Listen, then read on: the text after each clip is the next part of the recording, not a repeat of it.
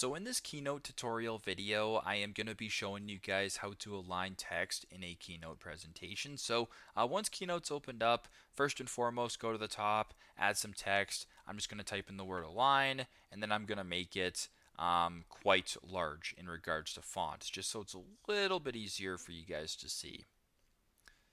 So what you guys are probably thinking is that if you have like a single word and you want to align it, if you actually press on the text right here and then just try to do any of these options, it's not going to work. The reason being is that if you were to make this a little bit larger and then try, you actually can align it within the space of the text box. But if you want to align this in regards to your page, press on the text right here, go to the top right to where it says arrange, and where it says align right here, you can align it to the left side of your page, the center of your page, the right of your page. You can make it go to the top, the middle, and or the bottom in regards to where you want it to be aligned. So super simple, super straightforward. So if I wanted to go right top, for instance, you can do it just like that. But as I mentioned before, super simple, super straightforward. That is how to align text in a Keynote presentation. Thanks again for watching, and I hope this video helps.